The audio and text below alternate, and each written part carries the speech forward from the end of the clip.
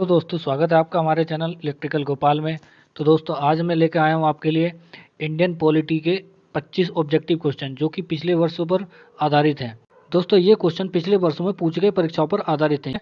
मैंने टॉप 25 क्वेश्चनों को रखा है जो कि प्रीवियस ईयर्स में पूछे गए हैं। तो आप सभी लोग इन क्वेश्चन को जरूर अटैम्प्ट करें। अगर आप लोगों ने इनको अटैम्प्ट करेंगे तो आपकी तैयारी कहीं ना कहीं बहुत अच्छे लेवल पर है। तो चलिए दोस्तों शुरू करते हैं बिना समय गंवाए।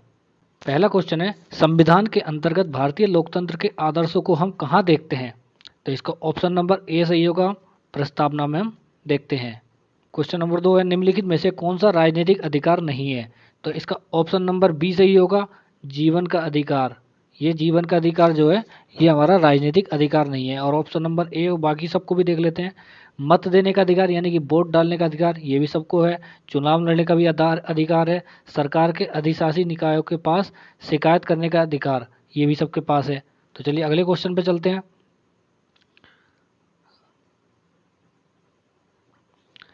क्वेश्चन नंबर 3 है, निम्नलिखित में से किस सन में भारतीय नागरिकों के मौलिक कर्तव्य संविधान में शामिल किए गए थे? मौलिक कर्तव्य कब शामिल किए गए थे? ऑप्शन नंबर बी सही होगा, यानी कि 1976 में मौलिक कर्तव्य संविधान में शामिल किए गए थे। तो अगले क्वेश्चन पे चलते हैं।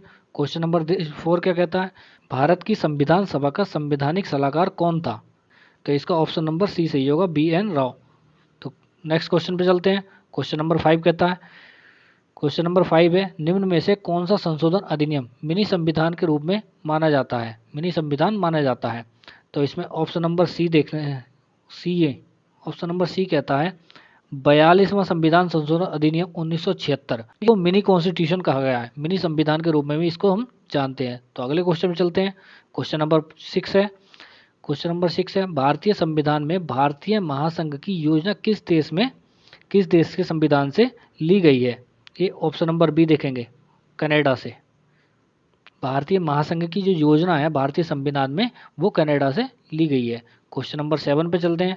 क्वेश्चन नंबर 7 कहता है, हमारे संविधान में न्यायिक समीक्षा की धारणा किस देश से ली गई है? तो ऑप्शन नंबर बी देखेंगे, यूएसए से। हमारे देश में न्यायिक समीक्षा की जो अवधारणा है वो हमारे यूएसए से ली गई है। क्वेश्चन नंबर 8 पे चलते हैं। क्वेश्चन नंबर 8 कहता है, भारतीय संविधान में मूल अधिकार किस देश के संविधान से लिए गए हैं? यानी कि फंडामेंटल राइट अमेरिका से लिए गए। Option number A, option number A सही होगा। क्वेश्चन नंबर 9 पे चलते हैं। क्वेश्चन नंबर 9 कहता है, प्रारंभ में कितने मौलिक अधिकार दिए गए थे? सबसे पहले मौलिक अधिकार कितने दिए गए थे? तो पहले मौलिक अधिकार 7 थे। ऑप्शन नंबर बी देखिए 7 थे। अभी मौलिक अधिकार कितने हैं? अभी मौलिक अधिकार 6 हैं। 7वां जो मौलिक अधिकार था वो संपत्ति का अधिकार था। संपत्ति के अधिकार को ये पहले मौलिक अधिकार में ऐड था, फंडामेंटल राइट्स में। तो इसको क्या किया गया, संविधान संशोधन हुआ था, उस संविधान संशोधन में इस वाले संपत्ति के अधिकार को कानूनी अधिकार में ट्रांसफर कर लिया गया था। ठीक है, तो अगले क्वेश्चन पे चलते हैं। क्वेश्चन नंबर 10 क्या कहता है? क्वेश्चन नंबर 10 कहता है, स्वतंत्रता का अधिकार भारतीय संविधान के किस अनुच्छेद में वर्णित है? स्वतंत्रता का अधिकार भारतीय संविधान के किस अनुच्छेद में वर्णित है? तो अनुच्छेद देखेंगे, ऑप्शन नंबर बी देखिए। ऑप्शन नंबर बी कहता है अनुच्छेद 19 से 22। ठीक है, फंडामेंटल राइट्स आर्टिकल 12 से 35 के बीच में आते हैं। आर्टिकल 12 से 35 के बीच में आते हैं, जिसमें कि आर्टिकल 19 से 22 तक स्वतंत्रता का अधिकार को बताता है। ठीक है, तो चलिए अगले क्वेश्चन पे चलते हैं। क्वेश्चन नंबर 11 कहता है, भारत के संविधान में कौन सा अनुच्छेद धर्म की स्वतंत्रता की गारंटी देता है? सभी ऑप्शन देखिए, अनुच्छेद 19 से 22, अनुच्छेद 23 से 24, अनुच्छेद 25 से 28, अनुच्छेद 14 से 18। तो हम आर्टिकल देखेंगे ऑप्शन नंबर सी, अनुच्छेद 25 से 28। ये हमारे संविधान के फंडामेंटल राइट्स में है और ये आर्टिकल हमारे धर्म की स्वतंत्रता की गारंटी देते हैं। ठीक है, इसके बिना रुकावट किए हम अपने धर्म का प्रचार आसानी से कर सकते हैं इस आर्टिकल के अकॉर्डिंग। तो चलिए अगले क्वेश्चन पे चलते हैं। क्वेश्चन नंबर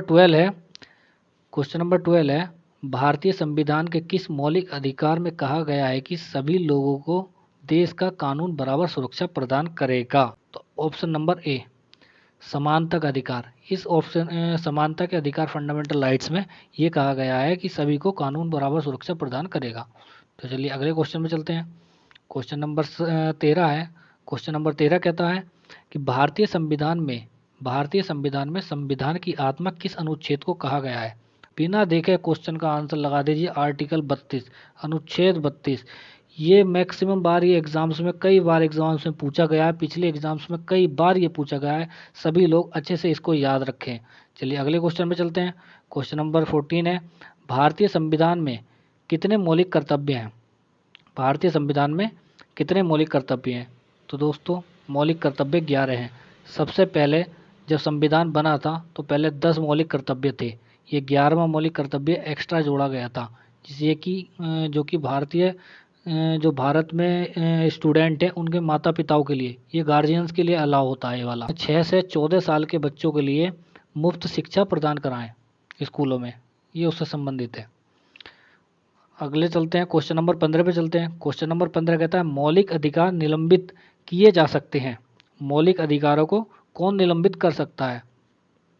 तो ऑप्शन नंबर सी देखेंगे। ऑप्शन नंबर सी, राष्ट्रपति द्वारा। राष्ट्रपति मौलिक अधिकार को कैंसिल कर सकता है।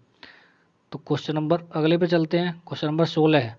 क्वेश्चन नंबर 16 कहता है अल्पसंख्यकों के हितों की सुरक्षा पर किस अनुच्छेद में विचार किया गया है? तो ऑप्शन नंबर सी देखेंगे, अनुच्छेद 29 में। अनुच्छेद 29 में अल्पसंख्यकों के हितों की सुरक्षा पर विचार किया गया है। तो अगले क्वेश्चन में चलते हैं। क्वेश्चन नंबर 17 कहता है निम्नलिखित में से कौन सा मौलिक अधिकार नहीं है? समानता का अधिकार ये भी है, शोषण के खिलाफ अधिकार ये भी है, धर्म की स्वतंत्रता ये भी है। तो कौन सा नहीं है?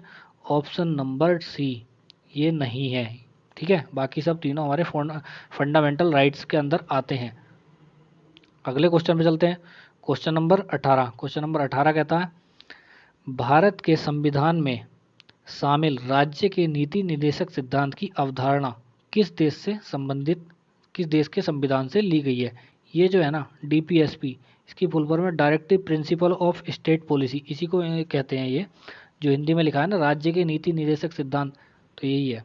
ठीक है, तो ये कहाँ से ली गई है? ये आयरलैंड से लिए गए हैं। ठीक है, कहाँ से लिए गए? आयरलैंड से लिए गए हैं DPSP। ऑप्शन नंबर डी इसका करेक्ट होगा। चलिए अगले क्वेश्चन पे चलते हैं।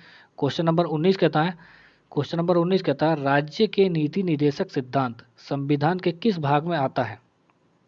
तो ऑप्शन नंबर ए देखेंगे, भाग 4 में। राज्य के नीति निर्देशक सिद्धांत भाग 4 में आते हैं। और ये कहाँ से लिए गए हैं? ये आयरलैंड से लिए गए हैं। तो चलिए अगले क्वेश्चन पे चलते हैं। Question number 20। क्वेश्चन नंबर 20 कहता है भारत का उपराष्ट्रपति बनने के लिए न्यूनतम आयु कितनी होनी चाहिए? भारत का उपराष्ट्रपति बनने के लिए न्यूनतम आयु 35 वर्ष होनी चाहिए। ऑप्शन नंबर सी इसका करेक्ट होगा। तो चलिए अगले क्वेश्चन पे चलते हैं। क्वेश्चन नंबर 21 कहता है राज्यसभा के सदस्यों का निर्वाचन कितनी अवधि के लिए होता है? राज्यसभा के जो सदस्य होते हैं उनका निर्वाचन 6 वर्षों के लिए होता है। ऑप्शन नंबर डी करेक्ट होगा।